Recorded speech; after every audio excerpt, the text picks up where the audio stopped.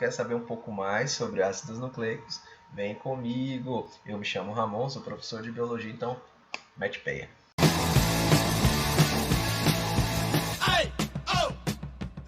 Os nucleicos são considerados macromoléculas biológicas altamente informacionais, já que a molécula pode ser passada de geração para geração, por isso que tu se parece com teus pais, não é?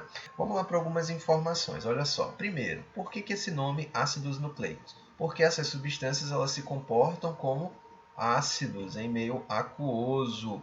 Outra característica, por que nucleico? Nucleico vem de núcleo. Isso significa que inicialmente essas estruturas elas foram encontradas no interior do núcleo, tá? Mas não quer dizer que a gente encontra ácidos nucleicos apenas no núcleo. A gente pode encontrar em outras estruturas celulares. E onde a gente pode encontrar? Olha, nas bactérias, por exemplo, nos procariotos, eles não têm núcleo, mas têm ácidos nucleicos. A gente encontra no citoplasma destas células. Além do mais, a gente encontra em células eucarióticas DNA e RNA nos cloroplastos, nas mitocôndrias. E quais são os ácidos nucleicos que a gente vai ter que estudar? São dois, tá, gente? Ó, o primeiro é o DNA e o segundo é o RNA. O que é isso, DNA e RNA? No caso do DNA, é uma sigla para ácido desoxirribonucleico. Lembrando que é uma sigla em inglês, tá? Desoxirribonucleic acid. Agora, se eu for portuguesar o negócio, ele já vai ficar ADN, tá? Afinal de contas, ADN significa ácido desoxirribonucleico. E RNA já é a sigla para ácido ribonucleico, que se eu for portuguesar, ele vai ficar como ARN, portanto. Então, DNA e RNA são os ácidos nucleicos que a gente vai ter que estudar nessa aula, tá bom? Estas moléculas aqui elas são formadas por unidades básicas fundamentais chamadas de nucleotídeos. Então, gente, lembra o seguinte, DNA e RNA são polímeros. E lembra que polímeros são moléculas relativamente grandes que são formadas pela repetição de alguma peça fundamental. No caso do DNA, os seus monômeros são os nucleotídeos, que proteínas são polímeros de aminoácidos. Amidos são polímeros de monossacarídeos. E no caso do DNA e do RNA, são polímeros de nucleotídeos. Massa, gente. O que a gente precisa saber? A gente precisa saber de que é formado esses nucleotídeos. Quais são as peças que formam esses nucleotídeos? Pessoal, são 3 pecinhas básicas que formam os nucleotídeos, tá bom? Nós temos o primeiro grupo, que é o grupo fosfato, cujo principal componente do grupo fosfato é o fósforo.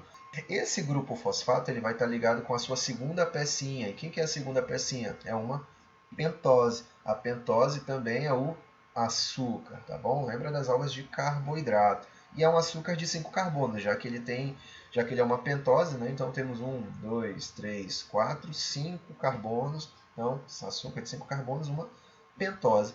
E essa pentose, que é o segundo componente, ele vai estar ligado ao nosso terceiro componente do nucleotídeo, que é chamado de base nitrogenada, tá bom?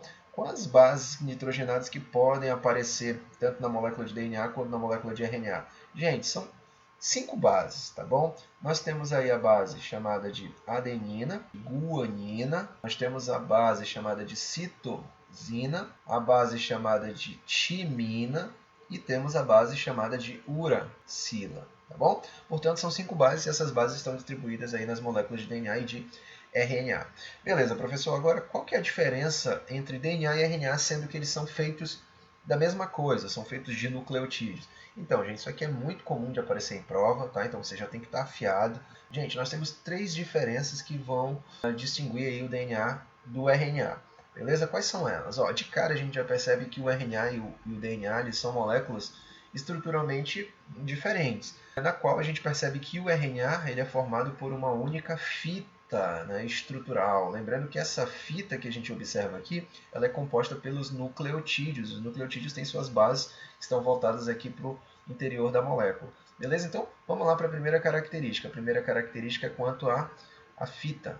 Né? Então, o RNA ele vai ter uma característica de fita simples, enquanto o DNA, de cara, a gente já percebe que estruturalmente ele é um pouco mais sofisticado, podemos dizer assim, tá? Na qual, quanto ao número de fitas, o DNA ele apresenta uma dupla fita, tá bom? E a gente percebe que essas fitas elas se organizam, né, de modo que elas tendem a se fechar, né, a reagir, formando ali uma espécie de hélice, tá? Por isso que ela é também chamada de dupla hélice, forma helicoidal, dupla fita, enfim, o DNA ele tem duas fitas de nucleotídeos. A segunda diferença que a gente observa entre essas moléculas é quanto ao açúcar, tá bom? Ó, o açúcar aqui, essa pentose, ela também varia no DNA e no RNA, na qual no RNA a gente tem a ribose, tá bom? Então, o açúcar do RNA é uma ribose, enquanto o açúcar do DNA é uma desoxirribose. Lembrando que ambos são pentoses, são formados de 5 carbonos. A terceira diferença entre essas duas moléculas, ela está na composição das bases, tá bom? Ou seja, o RNA ele possui bases nitrogenadas, assim como o DNA, mas só que o RNA ele possui uma base exclusiva que o DNA não tem, e vice-versa. Olha só, o RNA ele vai possuir a base adenina, ele vai possuir a base guanina, ele também possui a base citosina, mas ele tem uma base exclusiva que é dele, que é a uracilo. Portanto, ele não tem timina, tá bom? Agora, o DNA, a gente já percebe que ele também vai ter adenina, ele também tem guanina, também tem citosina, só que a base exclusiva do DNA é a timina. Portanto, o DNA ele não tem uracila, a base exclusiva dele é a timina. Essas são três diferenças básicas e básicas, tá bom? Além do mais, a gente ainda pode trazer mais informações. Olha, o DNA ele também tem uma característica funcional um pouco diferente da do RNA. O DNA é o camarada que armazena essa informação. É a matriz, ele guarda na forma de bases nitrogenadas essas informações. E o RNA ele pode apresentar-se de três formas, beleza? Aqui, desculpa, ficou sobreposto, mas não tem problema, tá? Vários tipos, né, de RNAs aí nas células, no nosso corpo, tá bom? Mas três deles são importantes da gente saber agora. Quem são? O RNA do tipo mensageiro, já logo ele carrega uma mensagem, né, contida da matriz DNA, tá bom? Temos um RNA do tipo transportador, pois ele transporta aminoácidos no processo da síntese dessa proteína. E temos o RNA do tipo ribossômico. Esse RNA ele vai formar os ribossomos, que são aquelas estruturas celulares lá do nosso citoplasma. Tá? O que você precisa saber? Que esses três RNAs eles participam da síntese de uma proteína. Tá? Então já vai se familiarizando, porque vocês vão precisar desses nomes aí. Legal? E além disso, gente, o RNA ele também pode exercer funções catalíticas, tá bom? Catalítica. O que é isso? Lembra que eles aceleram reações químicas. Professor, você falou que quem faz isso são enzimas. Cara, de fato, as enzimas elas são estruturas catalíticas, mas de origem proteica. Estruturas com função catalítica, mas de origem nucleotídica, são os RNAs, tá bom? Mas são uma pequena classe de RNAs que tem essa função enzimática. Bom? Quem são eles? São os RNAs que a gente chama de ribozimas, tá bom? Então, os ribozimas são RNAs com função catalítica. Geralmente eles atuam sobre eles mesmos, beleza? Ó, uma outra curiosidade, gente, é que existe uma discussão aí que o RNA ele provavelmente foi a primeira molécula informacional. Graças a essa atividade catalítica da molécula e por ela ser muito simples, está presente também como principal ácido nucleico em certos vírus, beleza? Vamos lembrar o seguinte, gente, todas as características da sua espécie estão contidas no DNA e eles estão organizados na forma de genes. Esses genes, eles sozinhos, eles não atuam na fabricação dessas características, tá bom? Existe uma interação DNA-RNA. Características desde funções metabólicas, enzimas atuando em processos metabólicos, até características como cor do seu cabelo, tonalidade da sua pele, a sua estatura, funções cognitivas, para que lado o cabelo cresce, se você tem pelo, se você não tem pelo. Cara, todas essas características elas são interações de proteínas, tá bom? Então, ou seja, as proteínas é que vão determinar essas características. Show? Agora, como que as proteínas são formadas? Olha, a proteína é formada de aminoácidos. A sequência que determina a proteína, a sequência de aminoácidos na proteína é orientada a partir da sequência de bases nitrogenadas contidas no DNA. Essa é a relação muito doida. Bom, é um dogma central da biologia. Então a ideia é a seguinte, gente, o DNA ele contém as informações, faz cópias dessas informações na forma de RNA. E esse RNA, portanto, ele vai ser lido e traduzido em uma proteína. E a proteína é que vai determinar suas características, legal? Vale lembrar que essa conversão de DNA para RNA a gente chama de transcrição. E essa leitura do RNA em uma proteína nós chamamos de tradução. Então eu quero que você guarde no coração essas informações, porque a gente precisa dar a verdadeira importância destas moléculas. Beleza? Agora vamos lá mergulhar na estrutura do DNA. Vamos mergulhar nessa molécula aqui agora. Tá? O que eu falei para vocês? Que o DNA é uma dupla fita, tá? Então ele tem duas fitas, e essas fitas elas são formadas por nucleotídeos, certo? E esses nucleotídeos eles contêm bases nitrogenadas, essas bases nitrogenadas estão voltadas para o interior da molécula. E essas bases elas interagem, tá, entre si. Tá? Então tem uma fita que é complementar da outra fita. E essa complementariedade ela se dá graças à interação dessas bases nitrogenadas. Então olha só, vamos dar uma olhadinha nessa interação aqui, como é que funciona. Nós temos adenina, nós temos a timina, citosina e guanina. Tá? Além a uracila também, porém a uracila está presente no RNA, então a gente está vendo a estrutura do DNA. Beleza. E eu falei que existe uma interação dessas bases, tá? Essa complementariedade de bases, tá? Na qual a guanina ela sempre vai interagir, ela sempre vai se ligar com a citosina. Assim como a adenina, obrigatoriamente, ela sempre vai se sentir atraída pela timina. Gente, isso é regra. Bom, sempre a guanina com citosina e sempre a adenina com a timina. E vice-versa, citosina com guanina e timina com adenina. Tá bom? Vale lembrar o seguinte, gente, que a adenina, além da timina, ela também tem afinidade pela uracila. Mas aqui a gente está falando de DNA. A gente percebe que na ligação entre guanina e citosina, a gente percebe aqui 3 pontes de hidrogênio, tá bom? Também chamadas de ligação de hidrogênio, tá? São 3 dessas ligações que ocorrem entre guanina e citosina. E a adenina e timina estão ligadas por 2 pontes de hidrogênio. Beleza? Além disso, você percebe que essas bases nitrogenadas, elas têm um certo padrão. O que a gente percebe? Que guanina e adenina, por exemplo, elas são muito semelhantes estruturalmente. Ou seja, a guanina e a adenina elas são formadas aí por 2 anéis. Tá bom? Isso porque elas pertencem à mesma classe de bases nitrogenadas. Elas são consideradas bases púricas. Púricas porque elas derivam de compostos chamados de purinas. E essas purinas elas são, portanto, compostos sintetizados pelo nosso corpo e elas são precursoras dessas bases nitrogenadas púricas, tá bom? É muito fácil, tá? Você lembrar. Ó, pensa assim, ó, quem é que é base púrica? Adenina e guanina. Né? Lembra de água, AG. Água pura. Você tem que beber uma água pura, afinal de contas. Tá? Então, água pura lembra de púricas, adenina e guanina. Legal? E a citosina a gente percebe que também elas têm um padrão, elas são muito semelhantes, pois elas pertencem à mesma classe também de bases. Citosina e timina elas pertencem às bases pirimídicas. Pirimídicas, tá bom? Pirimídicas porque elas derivam de compostos chamados de pirimidinas, tá bom? Então, lembrando que a uracila também é uma base pirimídica. Então é muito fácil, agora que você já sabe da regra de ligação, é só você botar em prática, tá bom? O que a gente viu? Que a adenina sempre se liga com a timina e vice-versa. A adenina sempre se liga com a timina. E aí a gente completa aqui o negócio. E eu falei para vocês que a guanina e a citosina elas se pareiam. Então, a C sempre vai se parear com G e vice-versa. Então, e eu falei também para vocês que esses pareamentos, essas ligações, elas são formadas por pontes de hidrogênio, na qual a adenina e timina elas sempre vão ter o quê? 2 pontes de hidrogênio. E eu falei que C e G vão formar quantas pontes? 3 pontes de hidrogênio. Então, preenche lá.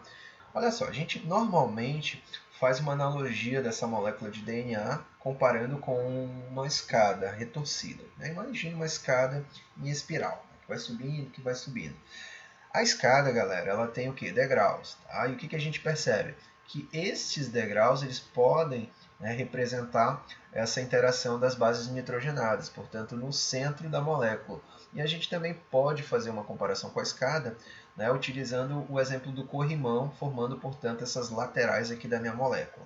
Tá bom? A gente já olhou como que se dá essa interação dos degraus. Agora, vamos dar uma olhadinha como ocorre essa interação dos corrimões. Vamos lá, olha. Na lateral da molécula, o que a gente percebe? Que o fosfato ele interage com quem? Com o açúcar. Então, açúcar, fosfatos, tá bom? Formam essa lateral da nossa molécula. E essa interação açúcar-fosfato são formadas por ligações que a gente chama de ligações fosfodiésteres, tá bom? A ligação fosfodiéster é uma ligação forte, tá bom? Afinal de contas, ela que sustenta a molécula do DNA. Inclusive, essas ligações fosfodiésteres, para elas se romperem apenas com uma indução mutagênica muito forte, como, por exemplo, aqueles raios ionizantes, eles já têm a capacidade de destruir essa lateral, o corrimão das nossas moléculas. E além do mais, gente, a gente percebe o seguinte, tá? Que essa interação fosfodiéster, ela sempre vai ocorrer entre o carbono 5 e o carbono 3 do meu açúcar, tá bom? Da minha pentose. Aí, outra coisa que a gente percebe quanto a essa molécula, gente, é esses numerozinhos aqui, né? Sempre na molécula do DNA, nas extremidades, a gente vê ali um 5 e um 3. 5 linha, 3 linha. O que significa esse 5 linha, 3 linha? 5 linha, 3 linha, ele vai indicar o sentido da fita. Legal? Isso é fundamental para quando você estiver, por exemplo, estudando o processo de duplicação do DNA ou a síntese de uma proteína, tá bom? Ele te dá uma orientação. Lembrando, galera, que o sentido da fita ela sempre vai crescer no sentido 5 linha para 3 linha, tá bom? Então isso aqui já é uma dica valiosa. Como que funciona isso? Gente, olha, eu falei para vocês que a extremidade, ó, o fosfato, ele sempre vai se ligar com o quê? Com o carbono 5 do açúcar. Então é muito fácil de contar, ó. Eu tenho aqui o oxigênio no açúcar e eu conto a partir do primeiro carbono depois do oxigênio no sentido horário. Então eu tenho carbono 1, carbono 2, carbono 3, carbono 4 e o 5 carbonos. Então olha só, o fosfato ele vai entrar no carbono 5, beleza? Da extremidade que ele vai crescer. E ele vai terminar sempre no sentido 3 linha. Por quê? Porque olha só, gente, esse fosfato aqui, ele se ligou no carbono 5 também, beleza? Agora, vamos supor que nessa extremidade aqui, onde está finalizando a fita, eu não tenho mais fosfato. E se eu fosse inserir um outro fosfato de um outro nucleotídeo nesse açúcar que sobrou aqui, ele só podia entrar onde? No carbono 3. Então, como eu tenho o início, né, do fosfato ligando-se ao carbono 5 do açúcar e finalizando aqui sobrando um carbono 3 do último açúcar, então eu tenho esse sentido 5 linha, 3 linha. Como a fita ela sempre vai crescer no sentido 5 linha para 3 linha, então eu vou ter esse sentido de uma das fitas, tá bom? Agora, se a gente observar a fita complementar, o que a gente percebe? Que ela está indo no sentido contrário, né? No sentido oposto. Isso por quê? Porque funciona no mesmo princípio, gente. Olha só, esse fosfato aqui de uma extremidade, tá? 5 linha, ele vai se ligar onde? No carbono 5 do açúcar. Ó, lembra? Carbono 1, 2, 3, 4, 5. Então, ele entrará no carbono 5. E a gente percebe que na extremidade final dessa fita, né, na qual não tem mais um outro nucleotídeo aqui, termina na extremidade 3, né, do carbono da pentose. Beleza? Então, se eu fosse enfiar mais um nucleotídeo nessa fita aqui, ele teria que entrar onde? No carbono 3. Por isso que eu tenho aqui o sentido 5 linha para 3 linhas. Se a fita ela cresce no sentido 5 linha, 3 linha, então eu tenho esse outro sentido aqui. Tá? Então o que a gente percebe? Que apesar das fitas elas estarem ali pareadas, elas serem complementares e tal, elas não são paralelas. Tá bom? Ou seja, o sentido delas aqui indica que elas não são paralelas. Eu tenho uma fita que corre num sentido e uma outra fita que corre no sentido contrário, tá bom? Isso aqui é chamado de sentidos de fitas, beleza? Então eu posso dizer que a fita, que a molécula do DNA é antiparalela, tá bom? Então se liga nessa informação, né? E a gente também viu lá no iniciozinho desse slide que as fitas elas são complementares, tá? Complementares graças ao quê? A essa regra de pareamento, né? A partir das pontes de hidrogênio entre as bases nitrogenadas. Então, pessoal, agora que a gente já entendeu muito bem a estrutura química do DNA, vamos lá falar um pouquinho da sua capacidade de duplicação. Então, pessoal, olha só, vamos falar agora da replicação do DNA. O DNA ele é capaz de fazer cópias de si mesmo, tá bom? A replicação do DNA também pode ser chamado de duplicação. E o que é a duplicação? É quando o DNA ele é capaz de fazer cópias de si mesmo. Agora, professor, por que o DNA ele faz cópias dele mesmo? Em que momento é necessário esse processo? Esse processo ele é fundamental para que as células elas consigam se reproduzir, consigam se dividir. Então, graças a essa capacidade de duplicação do DNA, é que os seres eles são capazes de se reproduzir. Imagina, gente, você se reproduzir, mas não deixando o seu patrimônio genético. Não ia perpetuar as suas características, a sua espécie. Então, gente, no caso, o DNA ele vai fazer cópias de si mesmo em que momento? No momento em que a célula ela vai fazer o quê? Se reproduzir, tá bom? Então, no momento da reprodução ou divisão celular, vai acontecer esse processo, tá bom? Onde esse processo ocorre? Na fase S, tá bom? Então lembra, a gente vai estudar a divisão celular, mitose, meiose, e um momento que antecede a divisão que a gente chama de ciclo celular. E é na fase S que vai acontecer esse processo de duplicação. Duplicou para distribuir essa nova cópia para as células novas que estão por vir aí. Beleza? E mantendo, portanto, o patrimônio genético. A fita, ela cresce em que sentido? Ela cresce no sentido 5' para 3'. Legal? Então lembra que este é o verdadeiro sentido da vida. 5' para 3'. Beleza? Vamos lá aplicar todas essas informações aqui. Olha para cá, para essa figura, para esse exemplo. O que a gente tem aqui? Olha, a fita do DNA é dupla, não é? Elas formam ali uma dupla hélice, elas tendem a se fechar.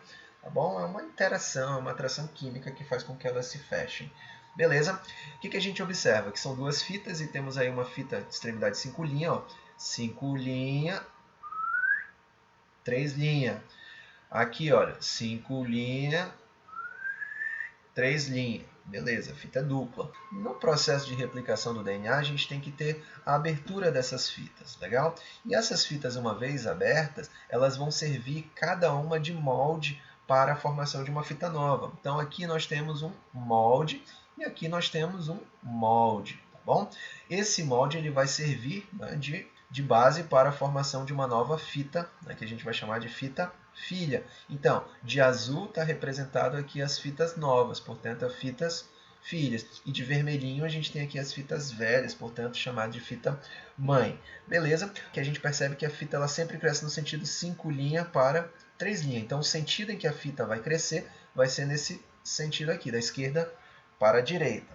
Como a fita vai crescer da esquerda para a direita, como que a fita que está sendo construída embaixo? Como que a fita de baixo também está sendo construída no sentido 5', ela vai crescer, sendo que ela está voltando no sentido da fita líder. Bom, olha, a gente percebe que uma das fitas ela cresce, né, de maneira contínua, de maneira rápida, porque o sentido em que ela cresce é no sentido 5' para 3'. E a gente percebe que a fita de baixo ela está crescendo de maneira mais lenta. Por isso que a fita de baixo ela é chamada de fita retardatária ou fita lenta. E a gente percebe que esse crescimento aqui ela ocorre de maneira fragmentada. Beleza? Então ela forma um fragmentinho aqui, depois ela vai lá para o início da fita, forma mais um outro fragmentinho aqui, aí desenrolou mais um pouquinho aqui, ela vai lá para o início, coloca mais uns fragmentozinhos aqui, beleza? Esse crescimento fragmentado aqui é justamente por conta da formação desses blocos, né, de bases novas, tá bom? E esses fragmentos aqui, portanto, a gente chama de fragmentos de Okazaki. Aqui, né? Pesquisador japonês que estava trabalhando esses trechinhos aqui. Legal? Então, a fita de cima ela é rápida, o crescimento ele é contínuo porque ela está no sentido certo. Agora, a fita de baixo ela precisa construir a nova molécula a partir de blocos. E esses blocos a gente chama de fragmentos de Okazaki. Então, pessoal, no processo de replicação do DNA envolve várias enzimas no processo, tá bom? Essas enzimas elas auxiliam no processo, na replicação do DNA. Primeiro, a gente percebe que o DNA é uma fita que lembra ali uma dupla hélice, tá? Como se fosse ali uma espiral, espiralizada, beleza? Então ela está ali fechada.